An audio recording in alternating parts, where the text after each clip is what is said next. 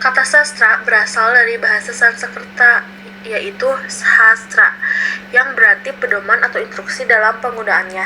Kata sastra biasanya diawali dengan kata su yang berarti baik dan indah, sehingga menjadi susastra, merujuk pada karya sastra yang memiliki kualitas baik dan indah. Adapun pengertian sastra menurut beberapa ahli. Menurut Plato, sastra merupakan hasil tiruan atau gambaran dari kenyataan. Hal tersebut, karya sebuah karya sastra harus merupakan bentuk teladan alam semesta sekaligus menjadi model kenyataan kehidupan manusia sehari-hari. Menurut Sapardi Djoko Damono, sastra adalah lembaga sosial yang menggunakan bahasa sebagai medium penyampaiannya. Sastra juga menampilkan gambaran kehidupan tersebut adalah suatu kenyataan sosial. Sedangkan menurut Taum, sastra adalah bentuk karya cipta atau fiksi yang bersifat imajinatif dan menggunakan bahasa yang indah serta keberagamannya dapat berguna untuk hal-hal lain. Sastra adalah proses interaksi antara siswa dengan karya sastra secara langsung. Tujuannya adalah agar siswa memperoleh pengetahuan dan pengalaman sastra, serta mampu memahami, menikmati, dan memanfaatkan sastra dalam pembelajaran sastra dengan membaca teori, sejarah, dan kritik sastra. Sementara itu, pengalaman sastra diperoleh dengan membaca, melihat pertunjukan karya sastra, dan menulis karya sastra. Sedangkan ruang lingkup sastra adalah kreativitas penciptaan, sedangkan ruang lingkup studi sastra adalah ilmu dengan sastra sebagai objeknya. Sastra dengan demikian berfokus pada kreativitas, sedangkan studi sastra berfokus pada ilmu. Pertanggungjawaban studi sastra adalah logika ilmiah. Karena ruang lingkup sastra adalah kreativitas penciptaan, maka karya sastra seperti puisi, drama, novel, cerpen adalah sastra. Namun karena kritik sastra juga merupakan kreativitas dalam menganggapi karya sastra dan masalah kreativitas penciptaan lain dalam sastra, maka kritik sastra bentuk esai tidak lain adalah sastra juga. Kritik sastra yang benar bukanlah kritik sastra yang asal-asalan, tetapi juga berlandaskan pada logika yang dapat dipertanggungjawabkan. Apakah dasar dari kritik sastra hanya akal sehat semata atau teori sastra tertentu? Bukan masalah, selama logika dalam kritik sastra itu memenuhi kriteria logika dalam arti yang sebenarnya. Logika sebagai sebuah ilmu, sementara itu adalah metode prinsip untuk membedakan antara pilihan yang baik dan pemikiran yang jelek. Maka sastra dan studi sastra dengan demikian dapat bertumpang tindih. Selanjutnya yaitu nilai penting dari sastra. Penumbuhan kecintaan pada membaca. Salah satu nilai penting berdasar dari pembelajaran sastra adalah menumbuhkan kecintaan anak pada membaca melalui cerita menarik, puisi, atau dongeng. Anak-anak diajak untuk menjalani dunia baru, bertemu karakter unik, dan merasakan berbagai emosi. Hal ini akan membuat mereka semakin tertarik untuk membuat berbagai jenis buku, sehingga kebiasaan membaca sejak dini dapat tertanam dengan baik. Yang pertama yaitu memperkaya kosakata dan bahasa. Sastra anak kaya akan kata-kata baru dan ungkapan yang indah. Dengan sering membaca dan mendengarkan cerita, anak-anak akan secara tidak langsung belajar banyak kosakata baru dan struktur kalimat yang baik. Hal ini sangat penting untuk mengembangkan kemampuan berbahasa mereka secara keseluruhan, baik dalam berbicara maupun menulis. Yang kedua yaitu meningkatkan imajinasi dan kreativitas. Sastra seringkali mengajak pembaca untuk membayangkan hal-hal yang tidak mungkin terjadi di dunia nyata. Dengan membayangkan berbagai skenario dan karakter, anak-anak akan melatih imajinasi mereka. Selain itu, sastra juga dapat memicu kreativitas anak dalam membuat cerita puisi atau karya seni lainnya. Yang ketiga yaitu membentuk karakter, yang dimana banyak cerita dalam sastra anak mengandung nilai moral yang baik seperti kejujuran, keberanian, kerjasama, dan sopan santun. cerita tersebut dapat belajar tentang nilai-nilai kebaikan dan membedakan antara yang baik dan yang buruk. Hal ini akan membantu mereka dalam membentuk karakter yang baik. Yang keempat, yaitu meningkatkan pemahaman terhadap dunia sekitar. Sastra anak seringkali mengangkat tema-tema yang dekat dengan kehidupan sehari-hari, seperti persahabatan, keluarga, sekolah, lingkungan sekitar. Melalui cerita-cerita tersebut, anak-anak dapat belajar tentang berbagai hal yang terjadi di dunia sekitar mereka, sehingga pemahaman mereka terhadap dunia akan semakin luas. Yang kelima yaitu meningkatkan empati. Dengan membaca cerita tentang orang lain yang berbeda latar belakang dan mengalami berbagai pengalaman, anak-anak akan belajar untuk lebih empati terhadap orang lain. Mereka akan dapat merasakan apa yang dirasakan oleh karakter dalam cerita, sehingga mereka akan lebih peduli dan mau membantu orang lain. Yang keenam, yaitu menumbuhkan apresiasi terhadap seni dan budaya. Sastra adalah salah satu bentuk seni yang sangat kaya. Dengan mempelajari sastra, anak-anak akan belajar untuk menghargai keindahan bahasa, gaya penulisan, dan berbagai bentuk ekspresi seni lainnya.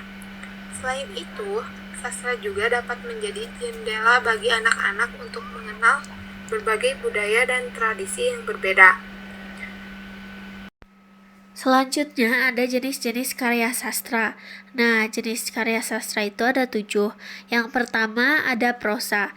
Prosa adalah karangan bebas yang tidak mengandung unsur ritme, rima, tata, korespondensi seperti halnya puisi.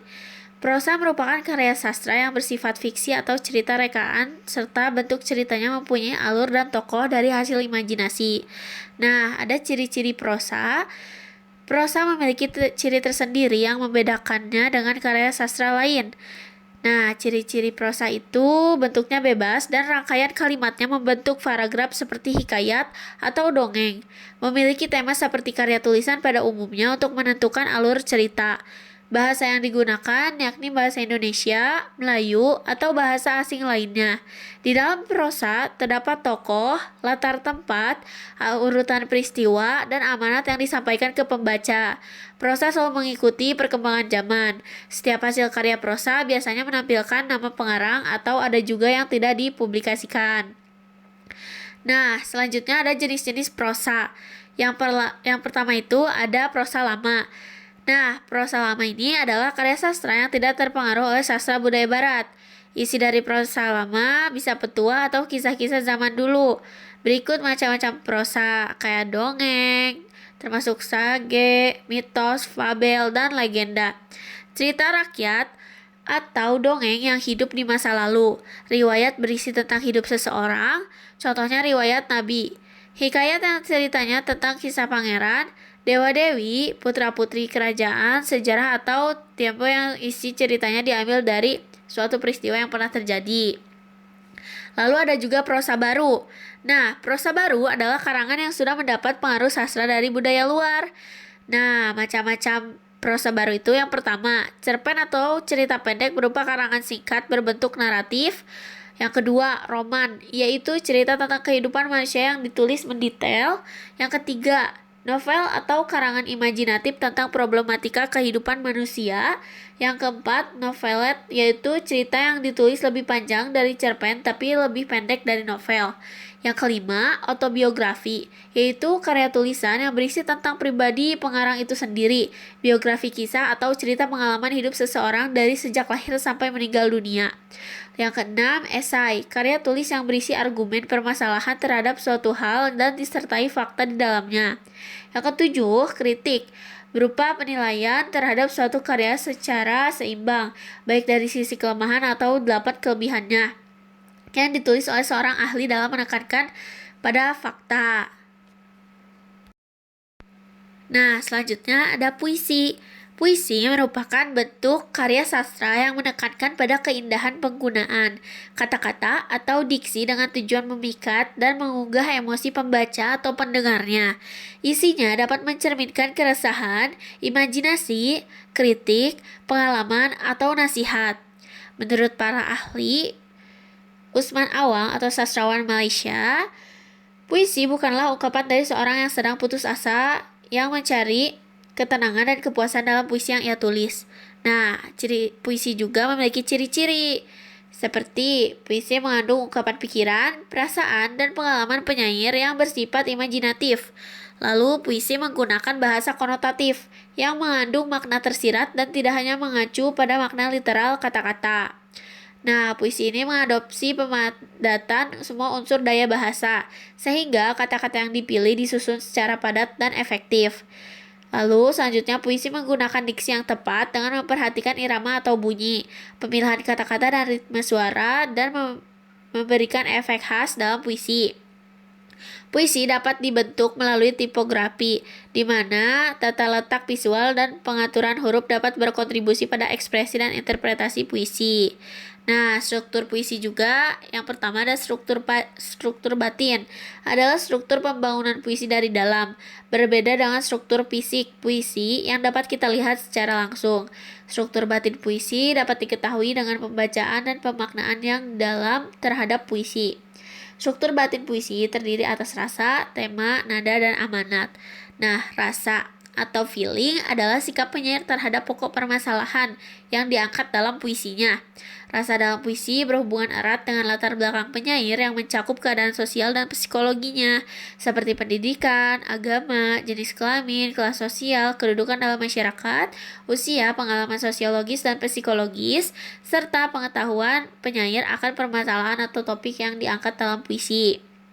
Selanjutnya ada tema, adalah pokok persoalan yang disampaikan penyair dalam puisinya. Tema puisi dapat diketahui saat pembaca telah merampungkan bacaannya dan menafsirkan makna yang berada di dalamnya. Lalu selanjutnya ada nada, adalah sikap penyair terhadap pembaca dalam puisi. Nada penyair terhadap pembaca dapat berupa menggurui, memengaruhi, mendikte, atau bekerja sama dengan pembaca untuk memecahkan masalah dan lain sebagainya. Yang terakhir itu ada amanat. Struktur teks puisi yang terakhir yang dimaksud dengan amanat adalah pesan atau tujuan penyair yang ingin disampaikan kepada pembaca melalui puisi. Nah, selanjutnya ada struktur fisik. Struktur fisik puisi adalah unsur-unsur pembangun puisi yang dapat dilihat secara langsung melalui bentuk, susunan katanya.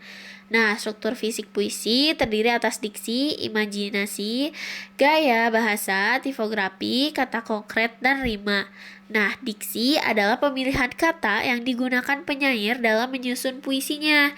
Diksi dalam puisi berkaitan dengan penafsiran makna dan keselarasan bunyi.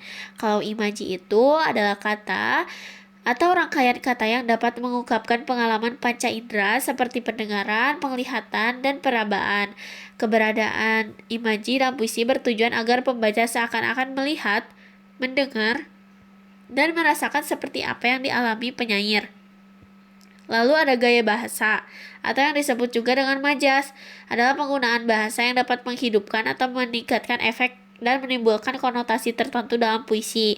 Macam-macam majas antara lain hiperbola, metafora, simile, dan personifikasi. Lalu ada tipografi atau perwajahan puisi merupakan bentuk puisi. Tipografi tampak pada misalnya halaman yang tidak dipenuhi kata-kata, tepi kanan kiri, pengaturan barisnya hingga baris puisi yang tidak selalu dimulai dengan huruf kapital dan diakhiri dengan tanda titik. Tipografi dapat berkaitan dengan penyampaian makna puisi. Lalu ada kata konkret, adalah kata yang dapat ditangkap dengan indera yang memungkinkan munculnya imaji. Nah, kata-kata ini berhubungan dengan kiasan atau lambang, misalnya kata konkret batu, dalam puisi melambangkan kekerasan pikiran atau hati. Nah, selanjutnya ada rima atau irama adalah persamaan bunyi pada puisi, baik di awal, tengah, maupun akhir baris puisi. Rima dalam puisi dapat menentukan bagaimana irama puisi dan penekanan makna yang terdapat di dalamnya. Nah, dalam puisi juga terdapat unsur-unsur. Nah, unsur intrinsik itu ada tema. merupakan pokok pikiran utama dalam sebuah puisi. Tema dapat bersifat objektif, khusus, atau lugas, dan umumnya mencakup topik seperti cinta, ketuhanan, kritik sosial, alam, keadilan, kemanusiaan, dan perjuangan. Lalu ada perasaan atau imaji. Nah, puisi merupakan karya sastra yang menggambarkan atau mengungkapkan perasaan penyair. Perasaan tersebut berupa kesedihan, kegembiraan, kegalauan, ketakutan, atau kesepian. Selanjutnya ada diksi atau pilihan kata. Nah, puisi membutuhkan pemilihan kata-kata dengan hati-hati, mempertimbangkan makna, keselarasan rima dan nada, serta konteks keseluruhan dalam puisi. Selanjutnya ada nada dan suasana. Melalui puisi ini, penyair harus mampu membangun nada dan suasana tertentu agar pesan yang terkandung dapat tersampaikan kepada pembaca. Suasana ini dapat menciptakan perasaan ceria, bahagia, atau atmosfer tertentu sesuai dengan maksud penyair. Lalu selanjutnya ada majas atau gaya bahasa, adalah unsur yang sering digunakan dalam puisi.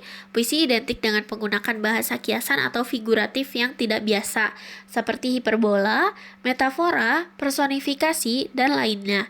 Penggunaan majas bertujuan untuk menciptakan kesan dan efek tertentu dalam puisi. Lalu ada rima. Nah, persamaan bunyi atau pengulangan bunyi pada akhir lirik dalam puisi. Rima digunakan untuk menciptakan keindahan dalam puisi. Pola rima dapat berupa selaras a, atau silang a, b, atau kembar a, b, dan lainnya. Lalu yang terakhir itu ada amanat, atau sebuah pesan atau wejangan yang terkandung dalam puisi. Amanat ini biasanya ditulis sesuai dengan keinginan penyair, dapat berupa nasihat dari penyair sendiri atau kutipan dari orang lain. Nah, selanjutnya ada unsur intrinsik.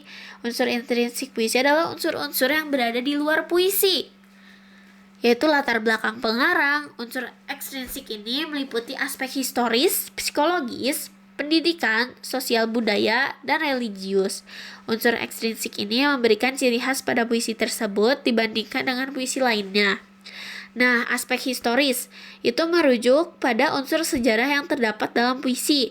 Kalau aspek psikologis itu merujuk kepada aspek kejiwaan pengarang yang tercermin. Lalu yang terakhir itu ada aspek religius, merujuk pada keyakinan atau tema yang berkaitan dengan agama yang diangkat oleh pengarang dalam puisi. Nah, puisi ini ada jenisnya. Yang pertama, itu ada puisi naratif. Nah, mengisahkan cerita atau penjelasan dari sudut pandang penyair. Ada dua macam puisi naratif, yaitu balada dan romansa. Balada merupakan puisi yang mengisahkan tentang tokoh-tokoh perkasa atau idola. Contohnya adalah balada Orang-orang Tercinta dan Blues untuk Bonnie karya W.S. Rendra. Sedangkan romansa adalah jenis puisi naratif yang menggunakan bahasa romantis dan berisi kisah percintaan yang dipadukan dengan pertarungan dan petualangan. Lalu yang kedua ada puisi lirik, dibagi menjadi beberapa jenis, yakni elegi, serenada, dan ode. Nah, elegi ini adalah puisi yang mengungkapkan perasaan duka. Sebagai contoh, bisa elegi Jakarta karya Asrul Sani menggambarkan kesedihan penyair terhadap kota Jakarta. Lalu ada serenada, adalah puisi cinta yang dapat dinyanyikan dengan makna nyanyian yang cocok dinyanyikan saat senja. Sementara itu, ode adalah puisi yang memuji seseorang, hal, atau keadaan yang umumnya merupakan tokoh yang dikagumi. Contohnya puisi Diponegoro karya Chairil Anwar dan ode buat proklamator karya Leon Agusta. Lalu yang ketiga ada jenis puisi deskriptif. Nah, melibatkan peran penyair sebagai pemberi kesan terhadap keadaan, peristiwa, benda, atau suasana yang menarik perhatian. Puisi deskriptif itu dapat berupa satir atau puisi kritik sosial. Nah, satir adalah puisi yang mengekspresikan ketidakpuasan penyair terhadap suatu keadaan dengan cara sindiran atau menyatakan keadaan sebaliknya. Puisi kritik sosial juga menyampaikan ketidakpuasan penyair terhadap keadaan atau individu, namun dengan cara mengungkapkan kecacatan atau ketidaksempurnaan keadaan atau orang tersebut. Nah, pengaruh ini juga terlihat dalam puisi-puisi ekspresionistik yang mengungkapkan kesan penyair terhadap suatu hal. Nah, selanjutnya ada novel. Apa itu novel? Istilah novel secara etimologis berasal dari bahasa Italia, yaitu novella, yang memiliki arti sebuah cerita atau kisah. Novel menghadirkan cerita yang lebih panjang dan kompleks, dengan banyak alur, konflik, dan latar belakang yang lebih menarik. Menurut pendapat Judon, definisi dan pengertian novel yaitu tulisan fiksi dalam bentuk prosa yang memiliki panjang antara 60.000 hingga 200.000 kata. Nur Hadi menyatakan pendapatnya bahwa novel merupakan sebuah karya sastra yang mengandung nilai moral, sosial, pendidikan, dan budaya. Rosmaji juga mengemukakan pendapatnya mengenai novel sebagai salah satu bentuk karya sastra yang terdiri dari dua unsur, yaitu intrinsik dan ekstrinsik, di mana kedua unsur ini saling berkaitan dan berhubungan dalam menentukan jalan ceritanya. Nah, berikut ada ciri-ciri novel atau karakteristik. Sesuai dengan pengertian novel tersebut, karya sastra ini mengangkat alur cerita yang lebih kompleks alias rumit untuk menambah pemahaman sobat. Nah, berikut ini ciri-ciri novel, yaitu terdiri dari 100 halaman atau lebih dengan perkiraan jumlah kata lebih dari 35.000 kata. Lalu memiliki tema dan alur cerita yang lebih kompleks, memiliki banyak tokoh dan lebih dari satu karakter.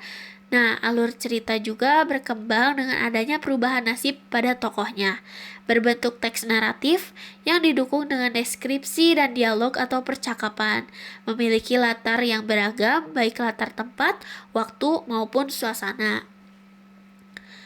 Fungsi novel juga, menurut pendapat Agustin, S. Sulistyo, dan Sri Mulyani, karya sastra novel memiliki fungsi tertentu, yaitu fungsi rekreatif untuk memberikan hiburan bagi pembaca. Lalu ada fungsi didaktif untuk memberikan arahan dan didikan bagi pembacanya dengan menghadirkan nilai-nilai kebaikan dan kebenaran. Lalu ada fungsi moralitas untuk memberikan pengetahuan bagi pembaca, sehingga pembaca bisa mengetahui nilai moral yang baik dan buruk melalui karakter setiap tokohnya. Yang terakhir, ada fungsi religius untuk memberikan ajaran agama yang patut diteladani oleh para pembaca. Dan selanjutnya ada fungsi estetik untuk memberikan efek keindahan bagi para pembaca. Nah, di novel juga ada unsur intrinsik. Yang pertama itu ada tema, merupakan salah satu unsur intrinsik yang menjadi dasar jalan cerita dalam novel. Dengan menentukan tema, penulis dapat menjelaskan tokoh dan latar yang ingin dihadirkan dalam novel secara detail. Lalu yang kedua ada alur atau plot, merupakan kerangka dasar dalam mengatur peristiwa yang ada di dalam cerita novel. Alur juga bisa diartikan sebagai rangkaian peristiwa yang berasal dari hubungan sebab akibat. Lalu selanjutnya nomor 3 ada tokoh dan penokohan, merupakan individu rekaan yang mengalami berbagai kejadian atau peristiwa. Tokoh dalam novel dapat berupa manusia, binatang, atau benda-benda imajinatif. Sementara itu, penokohan merupakan pemberian karakter atau watak yang menentukan sikap dan sifat para tokohnya. Yang keempat ada latar, yang berkaitan dengan waktu, tempat, dan suasana yang paling berkaitan hingga membentuk sebuah cerita yang menarik. Yang kelima ada point of view atau sudut pandang, merupakan cara seorang penulis atau pengarang untuk menempatkan dirinya dalam melihat dan menciptakan sebuah cerita. Nah, sudut pandang dapat dibedakan menjadi dua macam, yaitu first persona, aku atau saya, dan third persona, dia atau nama. Amanat merupakan kesan atau nasihat yang ingin disampaikan oleh penulis kepada para pembaca, baik secara eksplisit maupun implisit. Lalu ada unsur intrinsik novel. Nah, merupakan unsur yang ada di luar karya tulis, secara tidak langsung ikut membangun jalan cerita dalam novel. Contohnya seperti nilai-nilai kehidupan, seperti nilai moral, nilai kebudayaan, nilai sosial, nilai estetika. Latar belakang pengarang meliputi aliran sastra yang dimiliki, lalu kondisi psikologis dan riwayat hidup penulis. Latar belakang masyarakat yang mencakup ideologi negara, kondisi politik, sosial, dan perekonomian masyarakat. Di sini ada materi mengenai cerpen. Yang pertama ada pengertian cerpen atau cerita pendek. Adalah salah satu jenis karya sastra yang berbentuk prosa dan tidak lebih dari 10.000 kata. Cerpen juga biasanya disebut sebagai cerita sekali duduk, karena hanya butuh sekali duduk saja untuk menyelesaikan satu cerpen. Ada banyak sudut pandang yang bisa dibuat menjadi cerpen, dan siapa saja bisa membuatnya. Kamu bisa membuat cerpen dari cerita-cerita sederhana seperti kehidupan sekolah, kondisi keluarga, cerita tentang teman, jatuh cinta, dan sebagainya. Nah, cerpen ini memiliki ciri-ciri. Secara garis besar, cerpen biasanya dituliskan dalam 4-15 halaman. Meski begitu, ada juga cerpen yang melebihi jumlah halaman tersebut. Nah, Jacob Sumarjo membagi 3 jenis cerpen berdasarkan jumlah halaman. Yang pertama, cerpen pendek dengan isi 1 halaman. Kedua, cerpen 4-15 halaman. Lalu yang ketiga, cerpen panjang yang ditulis 20 hingga 30 halaman. Nah, terdapat ciri-ciri cerpen yang membedakannya dengan jenis karya fiksi lain. Yang pertama, fokus pada suatu konflik atau masalah. Nah, cerpen hanya menceritakan satu fokus permasalahan atau ide, tidak begitu mendetail, hanya menggambarkan satu ide pusat secara garis besar. Makanya, seringkali cerpen ditulis kurang lebih dalam 10.000 saja. Nah, kedua, fokus pada satu tokoh. Pusat cerpen tertuju pada tokoh utama pada suatu latar atau situasi cerita tertentu. Maka dari itu, tidak heran bahwa penggambaran tokoh dalam cerpen tidak begitu mendetail. Lalu yang ketiga, bersifat fiktif. Yang sesuai dengan konsepnya, cerpen adalah bagian dari karya fiksi. Meski begitu, bukan berarti cerita yang dituliskan tidak benar adanya. Inspirasi menulis cerpen dapat diambil dari pengalaman penulis atau orang lain yang merupakan kegiatan sehari-hari. Yang keempat, penggunaan bahasa sehari-hari. Penulisan cerpen biasanya menggunakan bahasa yang digunakan sehari-hari dan non-formal. Nah, berbeda dengan hikayat yang seringkali menggunakan metafora dan bahasa kuno. Lalu yang kelima, ada kesan dan pesan. Nah, cerpen biasanya meninggalkan kesan atau pesan tertentu untuk pembacanya. Penggambaran konflik di dalam cerpen umumnya mencakup awal konflik, sebab, akibat, hingga resolusi atau pemecahan masalah. Nah, dari sinilah pembaca memahami pesan atau kesan yang dapat diambil dari suatu cerpen. Lalu, berikutnya ada struktur cerpen. Yang pertama itu ada abstrak. Nah, abstrak dalam cerpen adalah gambaran awal dari sebuah cerita. Struktur cerpen yang satu ini bersifat opsional, yang tidak selalu ada dalam cerpen. Nah, abstrak yang nantinya dikembangkan menjadi sebuah cerita pendek. Lalu yang kedua, ada orientasi, yaitu hal-hal yang berkaitan dengan latar cerita, seperti tempat, suasana, dan waktu. Semua itu masuk ke dalam struktur cerpen orientasi atau perkenalan. Di bagian ini, pengarang mengatur adegan dengan mengonfirmasi hubungan antar tokoh. Yang ketiga ada komplikasi. Walau tidak memiliki tingkat kompleksitas yang serumit novel, cerpen juga mempunyai konfliknya sendiri. Struktur cerpen komplikasi ini mencakup urutan kejadian atau permasalahan yang memiliki hubungan sebab akibat. Di tahap ini juga biasanya penceritaan karakter dari tokoh semakin kuat digambarkan. Yang selanjutnya ada evaluasi, merupakan bagian menceritakan klimaks permasalahan dalam cerita. Nah, dalam struktur ini juga mulai disebutkan penyelesaian masalah yang terjadi.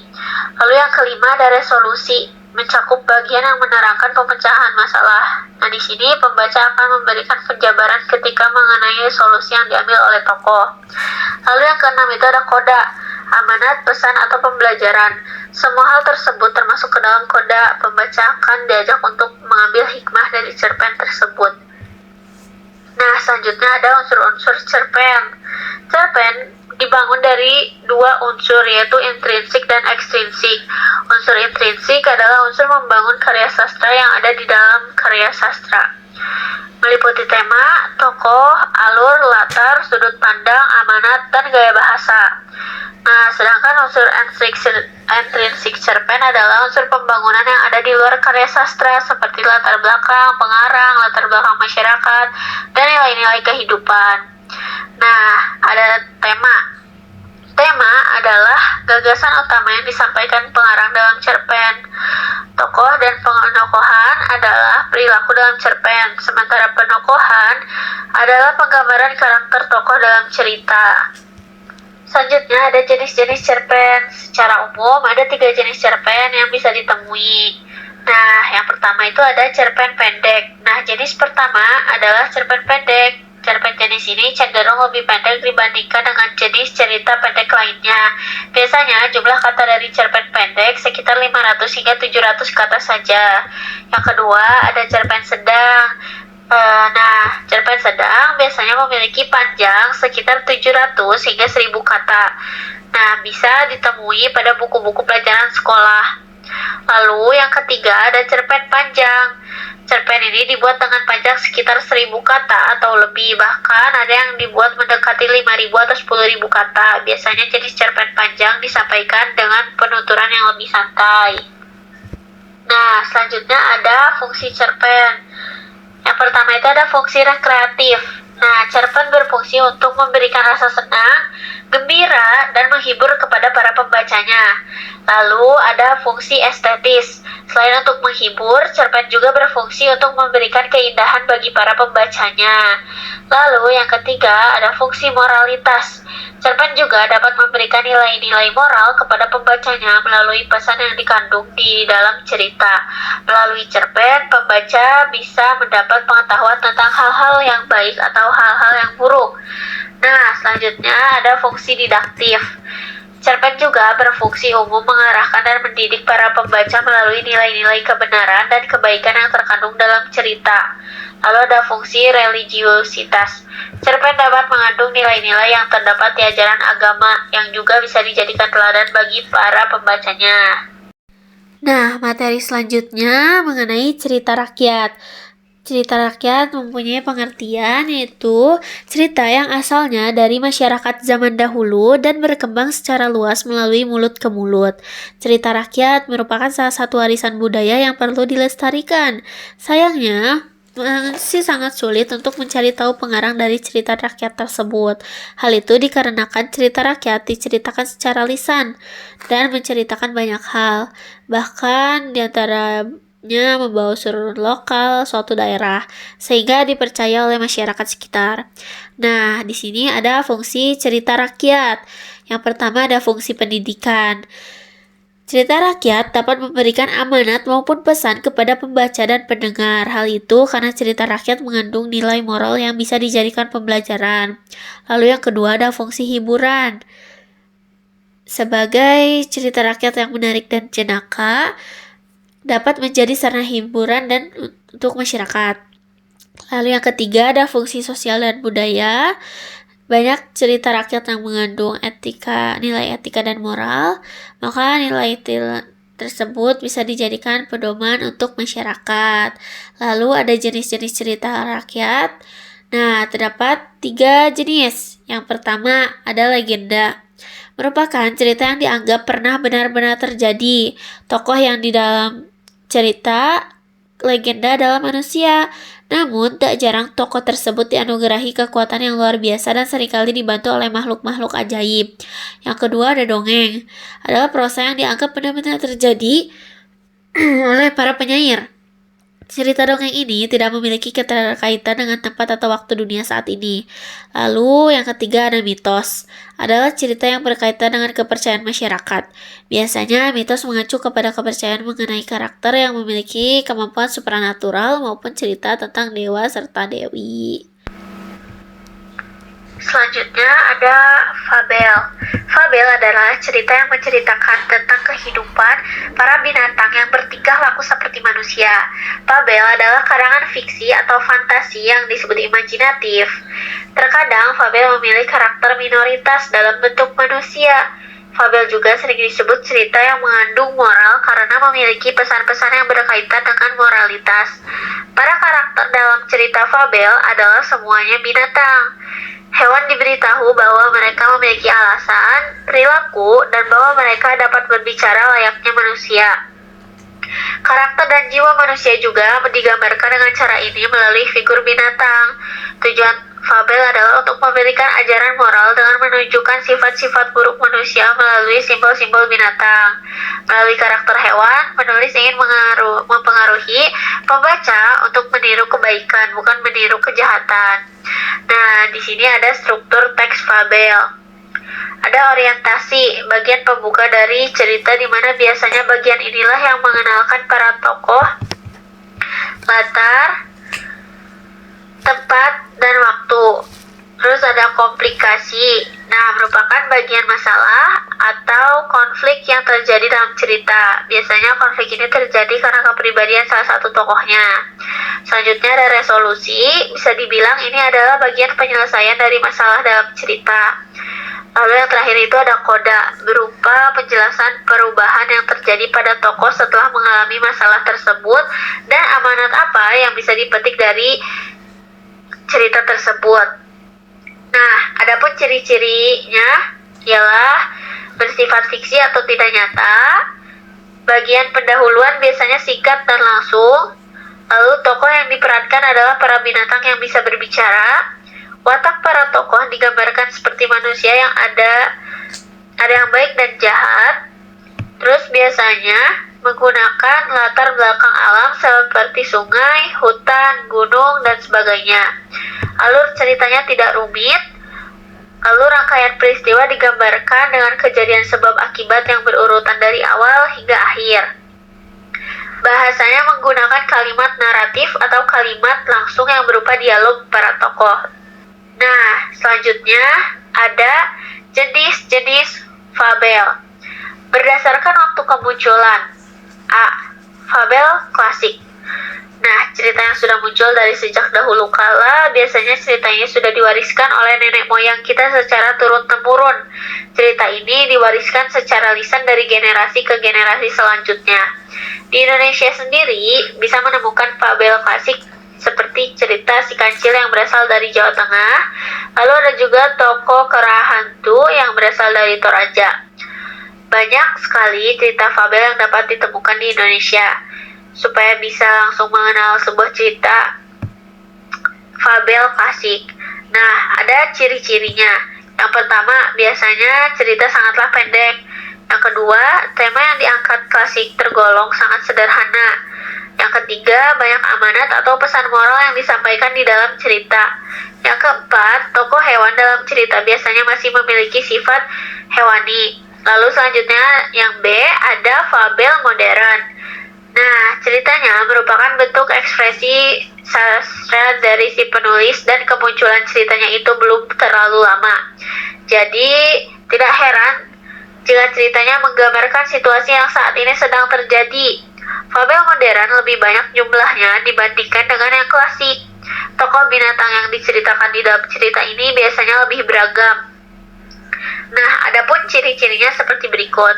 Yang pertama, cerita lebih variatif, di mana bentuknya bisa lebih panjang atau pendek. Yang kedua, tema yang diangkat biasanya rumit. Yang ketiga, terkadang bisa berupa epik atau saga. Yang keempat, ini merupakan cerita turun-temurun dari nenek moyang. Yang kelima, karakter setiap tokohnya unik. Nah, berdasarkan alur dan watak. Berdasarkan alur dan watak. A. Fabel alami adalah fabel yang menceritakan para binatang dengan menggunakan sifat alami dari para binatang itu di kehidupan nyata. Misalnya saja si singa yang berwatak buas dan ganas, kura-kura yang lambat, dan sebagainya. B. Fabel adaptasi adalah fabel yang memberikan watak tokoh para binatang dengan mengubah dari watak asli mereka di dunia nyata. Fabel ini juga biasanya menggunakan latar di tempat-tempat lain atau bukan berlatar alam bebas, misalnya seperti latar di jalan raya, di halaman rumah, atau rumah makan. Lalu yang ketiga, berdasarkan kemunculan pesannya. A. Fabel koda merupakan fabel yang menuliskan amanat atau pesan moral secara langsung atau eksplisit. Biasanya si penulis akan memunculkan pesannya di akhir cerita. B. Fabel tanpa koda adalah fabel yang dimana penulisnya tidak perlu menuliskan amanat secara eksplisit atau langsung pada bagian akhir cerita. Jadi, perlu membaca secara sungguh-sungguh untuk bisa menyimpulkan pesan apa yang disampaikan oleh penulis. Pengertian drama. Drama adalah komposisi syair atau prosa yang diharapkan dapat menggambarkan kehidupan dan watak melalui tingkah laku atau acting atau dialog yang dipentaskan. Drama biasanya disebut juga dengan istilah lain seperti sandiwara, lakon, tonil, sendrawati, atau tablo.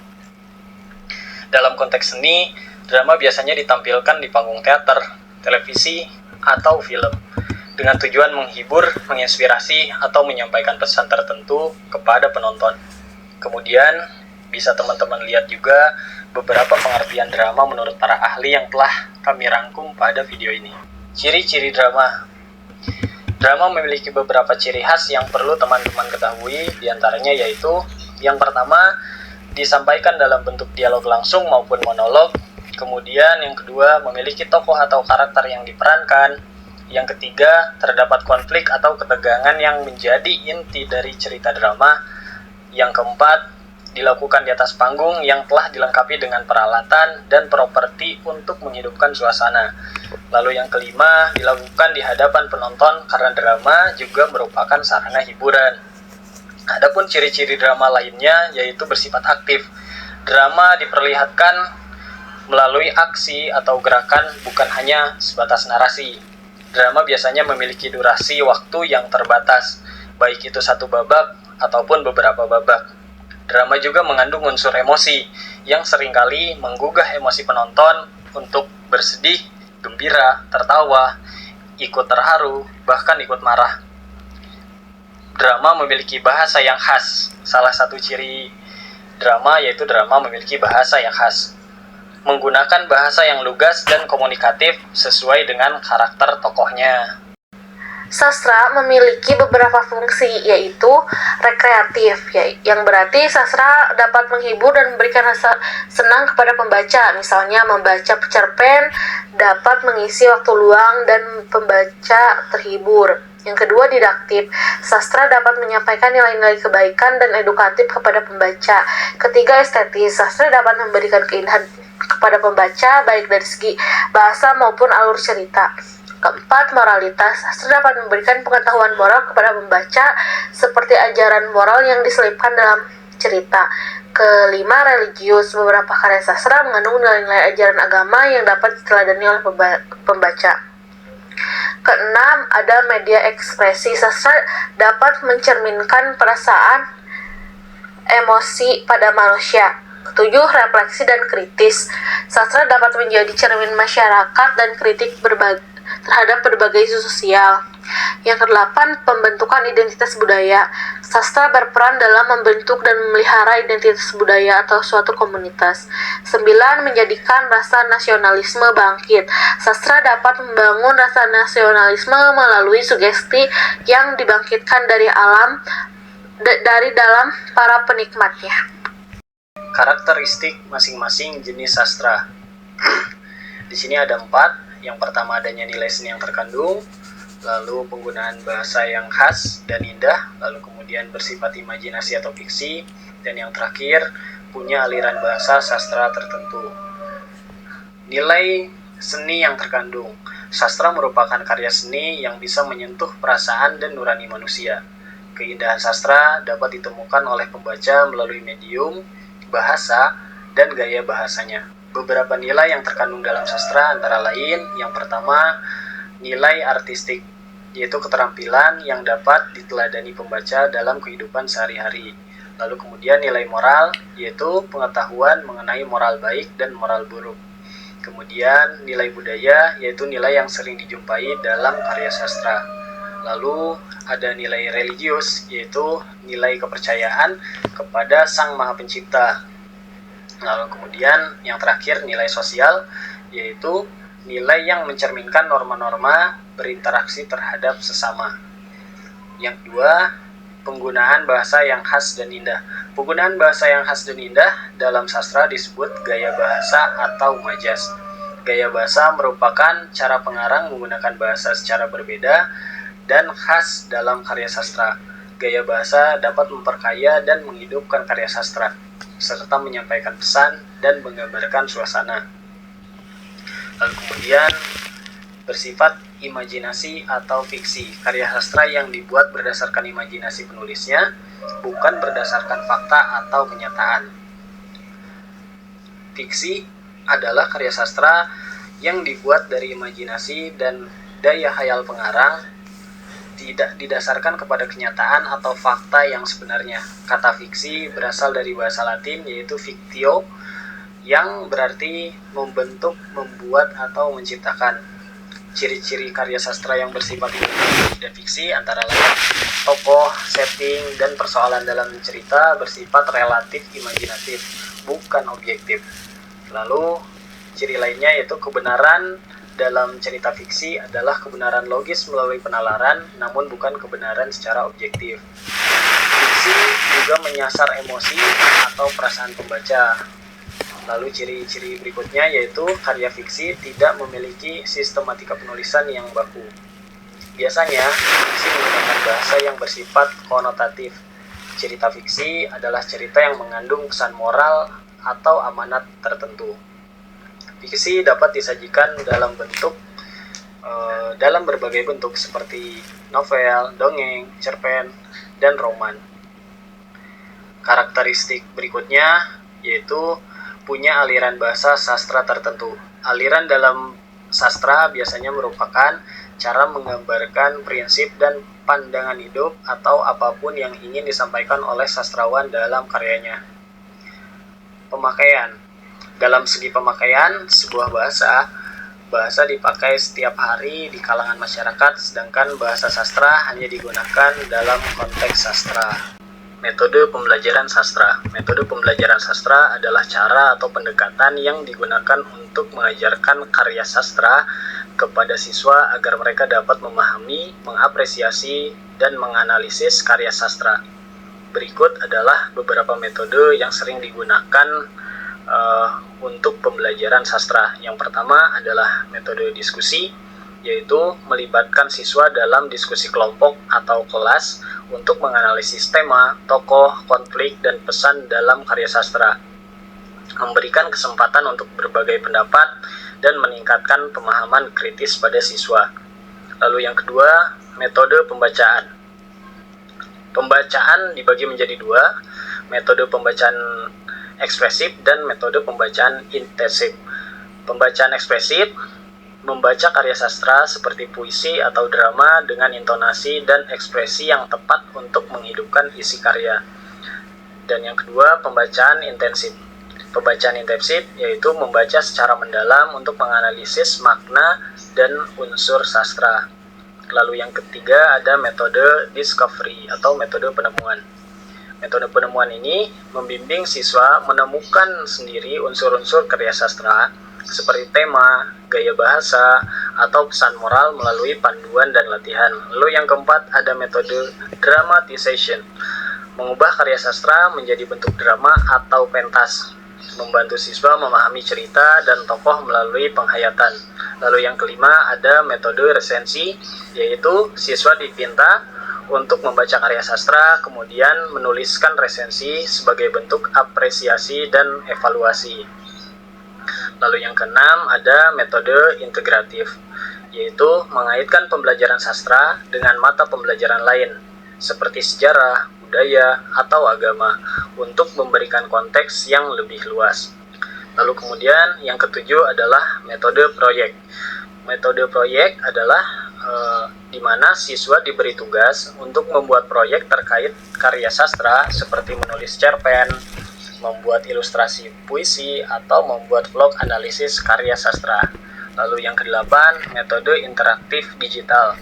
Metode interaktif digital menggunakan teknologi seperti aplikasi literasi, video, atau media sosial untuk membuat pembelajaran lebih menarik dan relevan dengan perkembangan zaman. Lalu yang kesembilan, ada metode studi banding. Membandingkan dua atau lebih karya sastra dengan tema, gaya bahasa, atau latar yang berbeda. Ini juga membantu siswa melihat perbedaan dan persamaan dalam karya sastra. Namun pada kesempatan kali ini, metode yang akan digunakan yaitu pembelajaran melalui penulisan kreatif. Metode penulisan kreatif dapat membantu siswa memahami struktur dan elemen sastra dengan lebih baik. Dengan menulis cerita, puisi, atau esai, siswa dapat menerapkan teknik sastra yang mereka pelajari. Cara menerapkannya bisa minta siswa untuk menulis cerita pendek yang terinspirasi oleh tema atau karakter dari karya sastra yang mereka pelajari. Puisi tematik misalnya, yaitu mengajak siswa untuk menulis puisi yang mencerminkan perasaan atau pandangan mereka tentang tema tertentu yang diangkat dalam karya sastra. Media pembelajaran yang akan dipakai untuk menjelaskan sastra di sekolah dasar. Pembelajaran sastra merupakan suatu kegiatan pembelajaran yang membangun serta menciptakan suatu pengetahuan berdasarkan pengalaman. Pembelajaran sastra biasanya terdapat di setiap sekolah yang memiliki fungsi untuk mengkonstruksi pengetahuan serta memberikan makna secara nyata kepada siswa. Dalam penyampaiannya, dibutuhkan sebuah pengantar agar siswa di sekolah dapat mengerti apa yang dimaksud. Adapun pengantar ataupun media yang dapat digunakan adalah yang pertama media audio, lalu kemudian media visual, serta media audio visual. Dengan adanya media yang digunakan, maka proses penyampaian pembelajaran sastra akan lebih mudah, efisien, serta relevan antara materi pelajaran dengan tujuan pembelajaran, serta lebih membantu konsentrasi dalam proses pembelajaran, sehingga dapat disimpulkan bahwa kehadiran media pembelajaran itu merupakan hal yang dibutuhkan untuk mempermudah proses pembelajaran bagi siswa. Evaluasi jenis-jenis karya sastra. Evaluasi karya sastra melibatkan analisis yang mendalam terhadap berbagai aspek karya tersebut, baik dari segi isi, bentuk, maupun konteksnya. Untuk melakukan evaluasi terhadap karya sastra agar objektif serta mendalam, berikut akan saya uraikan langkah-langkah utama dalam mengevaluasi karya sastra. Yang pertama, yaitu memahami latar belakang karya. Cara memahami latar belakang karya yaitu mengenali identitas karya, seperti memperhatikan judul, pengarang, tahun terbit, genre, dan konteks sosial atau budaya saat karya tersebut dibuat. Perhatikan juga tujuan penulisan, cari tahu tujuan atau pesan yang ingin disampaikan pengarang melalui karyanya. Lalu yang kedua, menganalisis unsur intrinsik. Tema misalnya, tentukan tema utama dan tema-tema pendukung dalam karya. Tokoh dan penokohan, yaitu menganalisis karakter tokoh, peran mereka, dan bagaimana pengarang menggambarkan sifatnya. Lalu kemudian ada alur. Identifikasi jenis alur, apakah pada karya sastra itu alurnya maju, mundur, atau alur campuran, dan bagaimana peristiwa dikembangkan. Lalu kemudian latar atau setting. Perhatikan waktu, tempat, dan suasana yang mendukung cerita. Lalu kemudian gaya bahasa, analisis penggunaan bahasa, simbolisme, metafora, atau perangkat sastra lainnya. Amanat, temukan pesan moral atau nilai-nilai yang terkandung di dalam karya. Lalu yang ketiga, menganalisis unsur ekstrinsik, latar belakang pengarang, hubungan biografi pengarang dengan karyanya. Kemudian konteks sosial, politik, budaya, yaitu analisis hubungan karya dengan situasi zaman ketika karya itu ditulis. Nilai-nilai yang terkandung yaitu memperhatikan nilai moral, agama, atau ideologi di dalam karya. Lalu kemudian yang keempat, menilai keunikan dan kualitas karya. Keaslian ide misalnya, apakah karya menawarkan pandangan atau tema baru. Kemudian kekuatan emosional, seberapa baik karya ini mampu menyentuh emosional pembaca. Kemudian penguasaan teknik, evaluasi sejauh mana pengarang menguasai teknik sastra. Lalu yang kemudian kelima yaitu membandingkan karya sastra dengan karya yang lain. Bandingkan karya dengan karya lain yang sejenis untuk menilai inovasi, relevansi, atau dampaknya terhadap genre atau masyarakat. Yang keenam, mengkritisi karya. Sampaikan pendapat pribadi dengan alasan yang logis, baik itu tentang kelebihan maupun kekurangan daripada karya itu. Lalu yang ketujuh, menghubungkan dengan pengalaman pribadi, yaitu merefleksikan bagaimana karya tersebut relevan dengan pengalaman atau pandangan pribadi pembaca. Dari pemaparan tadi, teman-teman akhirnya bisa mengevaluasi apa itu prosa, lalu kemudian di sini teman-teman juga bisa mengevaluasi karya sastra seperti cerpen, cerita rakyat, fabel, dan novel. Dapat dilakukan dengan cara membaca terlebih dahulu salah satu karya sastra, contoh cerita rakyat, lalu peserta didik menganalisis untuk intrinsiknya, meliputi tema, latar, penokohan, alur, sudut pandang, serta amanat.